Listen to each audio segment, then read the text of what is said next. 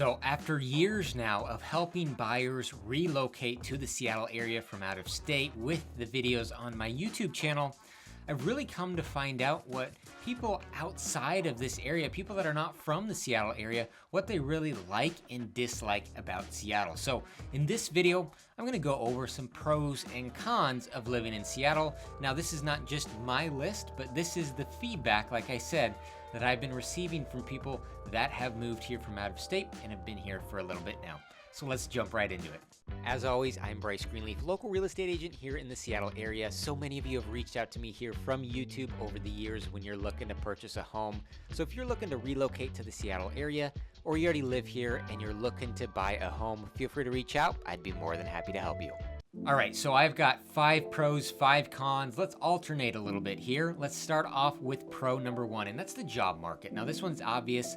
You've got San Francisco is the tech hub of the US. Seattle is probably number 2. You've got companies like Microsoft and Amazon, GoDaddy, Google, Facebook, Adobe, TikTok, lots of other tech companies in this area.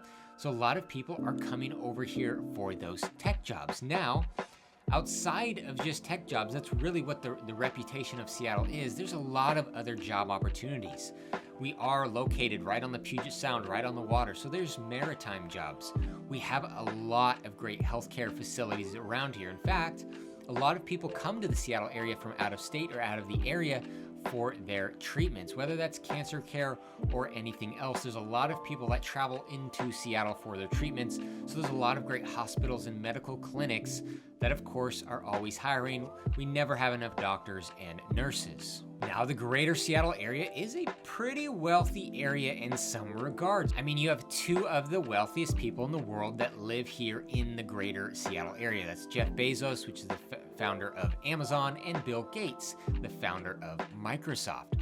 So there's a lot of money in this area, and there are a lot of finance jobs as well. Whether you're in Seattle or you're on the east side in Bellevue, there are a number of finance jobs. Now, outside of these industries, there's of course construction and manufacturing and lots of other industries in this area. If you're coming over here and looking for a job, that is one huge plus. Now, con number 1 is the lack of air conditioning. So you're coming from another area, you're probably used to most homes having air conditioning. That's not the case here in Seattle. While I was a kid growing up, it wasn't that big of a deal. But it seems like as the years have gone on, it's become more and more important. You look at the metro areas in the US, Seattle is the least conditioned metropolitan area in the United States. So about 50% of the homes around here are gonna have AC. Now, pretty much most of the new construction homes are gonna have AC now, but those homes that were built in the early 2000s and 90s, 80s, 70s, and back from there, none of them were really built with AC.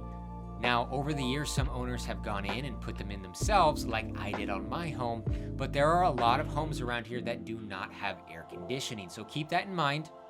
If you're moving over here and you feel like AC is going to be important to you, that might be something you want to budget in. Now, like I said, there are homes that have it, so you may be able to find a home that does, about 50% of the homes, but that is a possibility that you find a home that doesn't have AC, and you might want to budget for that. So pro number 2 is all the recreation around here in the Seattle area. We are in the Pacific Northwest. There's no better place in the country than here for outdoor recreation. We're sandwiched between the Puget Sound and the Cascade Mountain ranges. So whether you want to go mountain biking, hiking, skiing, snowboarding, snowshoeing, you want to go to one of the lakes that's in between. There's all sorts of lakes all over the place. You want to take the boat out, go swimming, kayaking, paddleboarding, pedal boating, fishing, and you can go over to the Puget Sound. There's so many great beaches and little downtown areas that are right along the Puget Sound.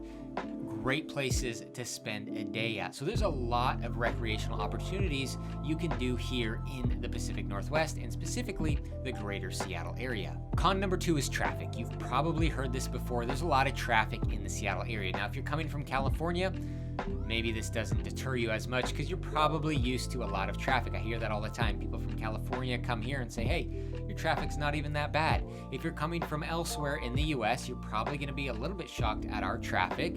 So when you're moving over here, if you're looking to live in the suburbs and you have a job that you're commuting to, you need to factor in those commute times before you decide where you're gonna live, because just because something's 10 miles away doesn't mean it's gonna take you 10 or 15 minutes. It can often take you a lot longer, so just keep that in mind. Pro number 3 is the mild climate in this area. Now, a lot of areas around the US, you're gonna have extreme temperatures through multiple different seasons. Here in Seattle, your summers and winters are gonna be pretty mild comparatively speaking to other parts of the US. You're really not gonna get into triple digits in the summertime. Average temperatures are the high 70s, low 80s. So summer is very pleasant in the Seattle area. You can spend the time outside pretty much every day and enjoy yourself. The flip side of that, in the winter, you're not gonna be getting into the single digits. You're not gonna get covered in snow like the Northeast. You're gonna get a little bit of snow here, but for the most part, it's not gonna affect you. You're gonna have maybe a week through the winter where the snow might shut some things down, shut schools down. People will stay home from work. Outside of that, it's not gonna affect you in the winter. Average highs in those winter months are gonna be the low 40s, so it's very doable. It's not as cold as some of the other states. Con number 3 is the real estate prices. Now again, just like the traffic, if you're coming from California, this is probably a benefit to you because it's probably cheaper. If you're coming from other parts of the US, we are higher than the national average for real estate prices. The city of Seattle's median home prices are under $900,000 right now. The metropolitan area as a whole, median prices are closer to $750,000. Now you can go somewhere like Bellevue where the median prices are $1.7 million, or you can go to Tacoma where they're closer to $500,000 and everything in between. So you're gonna have a lot of options to choose from, but they are gonna be higher than the national average. Pro number 4, along with those real estate prices, you're gonna have a lot of choices when it comes to different types of neighborhoods and homes and architecture and communities. There's all sorts of offerings around the Seattle metropolitan area. You have the urban areas like downtown Seattle and downtown Bellevue, and then you have suburban areas all over the place. There's more than 70 different suburbs outside of Seattle that are considered Seattle metropolitan. So there's a lot of options to choose from. You also have rural options. So if you want something that's an acre or 5 acres or 10 acres or 20 acres, you're gonna have options for that as well. And with this acreage properties, a lot of these locations, you can have acreage property and not feel like you're way far out. You can still feel like you're close to town. You can get to the grocery store in 5 to 10 minutes. So that's a huge plus, is there's a lot that's offered over here. And along with that, different types of construction. You can find homes as you get further to the west side of Seattle metropolitan area. In general, though, it's gonna be more established and older homes. You're gonna have a number of neighborhoods that were built up in the early 1900s with craftsman and colonial style homes. As you go through the 40s, 50s, and 60s, there's a lot of single level homes, ranch style homes, or ramblers like we call them over here. As you get through the 70s, 80s, and 90s, there's gonna be a lot of split levels and 2 stories and multi-levels. And then as you get in through the 2000s, there's a lot of new construction as well. There's a lot of new neighborhoods still going up all over the Seattle metropolitan area. So if you're looking for a new construction home, you're gonna have a lot of options as well. Now, con number 4 is you're not gonna get as much sunlight here in Seattle as you would in some other places in the US. This is the flip side to the mild climate. Because you get the mild climate, this is the trade-off, is you're not gonna have as much sunshine. About half of the year, 160, 170 days a year, you're gonna have the sunshine. And the other half of the year, it's gonna be very overcast and gray, cloudy skies. So just keep that in mind. Some people suffer from seasonal depression around here. Some people, like myself, enjoy that trade-off. I would much rather have the gray, cloudy weather than I would having the extreme temperatures and weather events and all that kind of stuff that Seattle doesn't get. So that's a personal preference, but just so you know and be aware, this is one of the more gray areas in the US when it comes to overcast days. All right, the last pro number 5 is public transportation. Now, I see a lot of stuff online, articles, pros and cons list that public transportation in Seattle isn't good. It's not true, to be honest with you. I disagree with that. You can go to any metropolitan area. Public transportation is not perfect. Population growth is, it's hard to support all of the population growth that we have. And so cities are trying to catch up and come up with good transportation systems, and none of them are perfect. They're all flawed. But Seattle has really put a lot of money into their public transportation over the years. we have our newest form of public transportation is the light rail system, which is our train system. It'll take you as far north as Northgate. It'll take you down through Seattle proper, and it'll take you down to the airport. So I've taken the light rail a number of times, whether it's to go to the airport or to go to a sporting event downtown where parking is very expensive and difficult, and you can jump on the light rail for $2 and take it down. So this light rail is a great option. Now it's going to continue to expand. It's going up north further from Northgate. It's going to Mount Terrace, Linwood, and eventually Everett. And it's currently being constructed over to the east side, and it's going to hit Bellevue and Redmond here very soon. So that's going to be a huge plus for those that are living on the east side and need to commute to Seattle or vice versa. Now, aside from this is really getting you outside of Seattle into the suburbs, and you can commute within Seattle as well. From neighborhood to neighborhood, you can take this light rail.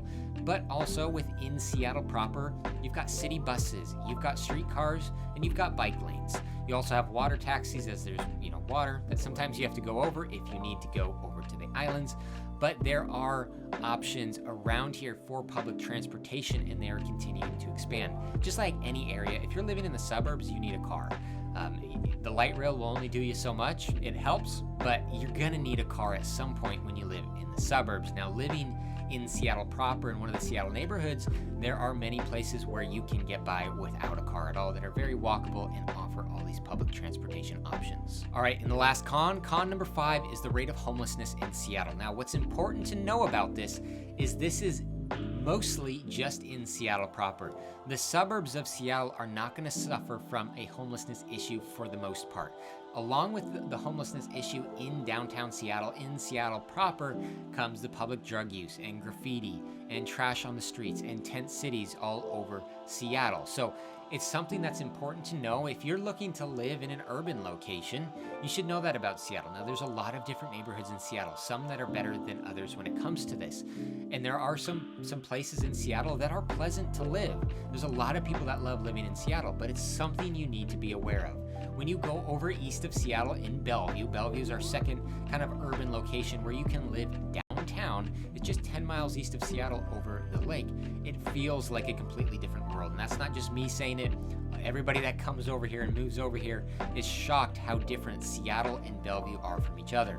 Bellevue is completely clean. There's no homelessness issues, public drug use, trash, graffiti, none of that downtown. They keep it very clean, and it's a very, very pleasant place to be. So keep that in mind. You got a couple different options for urban living if that what's going on in downtown Seattle worries you and kind of pushes you away from it a bit. All right, well, this is my list of the pros and cons of living over here in Seattle. Like I said, I'm an active real estate agent in this area.